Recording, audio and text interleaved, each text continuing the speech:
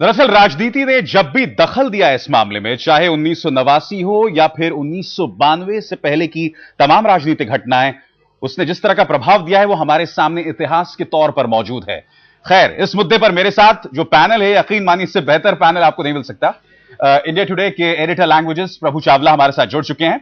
सैयद शहाबुद्दीन साहब से मैं आपका परिचय करा ही चुका हूं, अध्यक्ष ऑल इंडिया मुस्लिम मस्जिद मुशावरत के अध्यक्ष हैं। साथ ही स्वामी चिन्मयानंद मेरे साथ हैं, जो कि अध्यक्ष हैं परमार्थ आश्रम।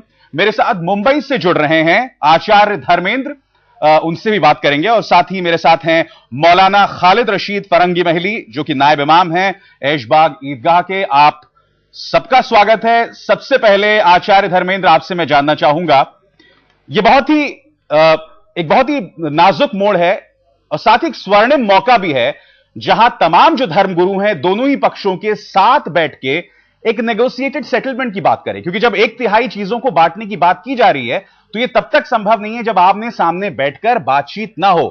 क्या आपको नहीं लगता कि यह मौका है जहां आप जैसे धर्मगुरु बैठे फरंगी महली साहब के साथ या चिन्मयानंद जी बैठे और ये सब साथ मिलकर एक नेगोशिएटेड सेटलमेंट की बात करें? बेशक बहुत नायाब मौका मिला है, स्वर्णिम अवसर है। अपनी नेक नीति का सबूत देने का इससे बढ़िया और कोई अवसर नहीं हो सकता।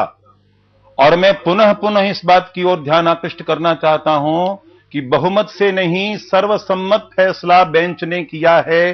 तीनों जजों ने इस ऐतिहासिक तथ्य को स्वीकार किया है कि जहां भगवान रामलला विराजमान हैं वही मंदिर है, राम जन्मभूमि वही है, वहीं भगवान श्री राम का अवतार हुआ था और वहां से भगवान श्री रामलला को किसी भी कीमत पर हटाया नहीं जाएगा। सारा ध्यान इस फैसले पर केंद्रित होना चाहिए, जो सर्वसम्मत फैसला है, जिसमें बहुमत का मामला नहीं है। और फिर इसके बाद यह अनुभव करना चाहिए कि 2/3 हिस्सा हिंदुओं को दिया गया है, चाहे वो निर्मोही अखाड़े का नाम हो, चाहे भगवान रामलला का, ये तो हिंदुओं का हो गया। अब सवाल ये कि जब ये यानी कल तक आप ये मंजूर नहीं कर रहे थे कि अयोध्या में राम पैदा जरूर हुए होंगे, लेकिन कहां हुए, तो अब कोर्ट ने ये स्वीकार कर लिया, घोषणा कर दी कि वहीं हुए। तब फिर जो ये सारा का सारा ये जो लुब्बो लुबाब है, और जफरयाद जिलानी साहब सुप्रीम कोर्ट में जा रहे हैं, वो सेटिस्फाई नहीं है। क्यों सेटिस्फाई नहीं है, किस लिए सेटिस्फाई नहीं है?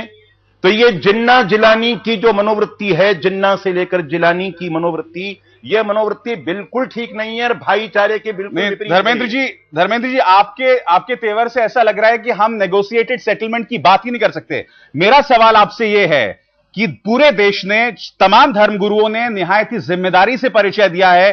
क्या हम लोग इस कड़वाहट को कुछ देर के लिए परे रखिए, जिसकी हमने मिसाल पिछले कई सालों से नहीं देखी है? क्या हम सामने आपस में बैठ के बात नहीं कर सकते? क्या जिन्ना जिलानी, इन तमाम चीजों का यह लहजा अपनाना जरूरी है? बिल्कुल फराग दिली से, बिल्कुल अच्छे वातावरण में बात हो सकती है, लेकिन पहले यह तय किया जाए बात किससे की जानी चाहिए और कौन करेगा। बातचीत करने का आधार यही होना चाहिए कि सत्य को स्वीकार कीजिए, तस्लीम कीजिए कि अयोध्या का वजूद और इस भारत का वजूद राम को माइनस करके हो ही नहीं सकता, सल्लल्लाहु अलैहि वसल्लम के बिना। चलिए सैयद शहाबुद्दीन साहब, आप इसे कैसे देखते हैं? इसका स्वागत किया जाना चाहिए, क्योंकि हमने इसका एक इतिहास देखा है, 1992 का इतिहास देखा है, और आज लोगों का हमने रवैया देखा है। उस बात की पृष्ठभूमि में आज के इस मंजर को आप कैसे देखते हैं? मैं समझता हूं कि देश को एक नुक्ते पर जमा करने के लिए हमें सुप्रीम कोर्ट का सहारा लेना होगा, क्योंकि मेरी नजर में इस फैसले ने मामलात को और उलझा दिया है, सुलझाया नहीं है। लेकिन बहरहाल बहुत वक्त गुजर चुका है, थोड़ा वक्त और सही। सुप्रीम कोर्ट तो सिर्फ पॉइंट ऑफ लॉ पर देखेगा और उस पर गौर करेगा। मान लीजिए 6 महीने और लगेंगे, 1 बरस और लगेगा, मगर जब सुप्रीम कोर्ट का फैसला हो जाएगा तो हर नागरिक के ऊपर यह ड्यूटी बन जाती है कि वो उसका आदर करे, उसको स्वीकार करे, चाहे उससे इत्तेफाक करे या ना करे। नेगोशिएटेड सेटलमेंट आप किसी भी सूरत में, मेरे ख्याल में नेगोशिएशन तब कामयाब उसी वक्त होगा जबकि सुप्रीम कोर्ट के आखिरी फैसले में यह साफ हो जाएगा किसका क्या अधिकार है।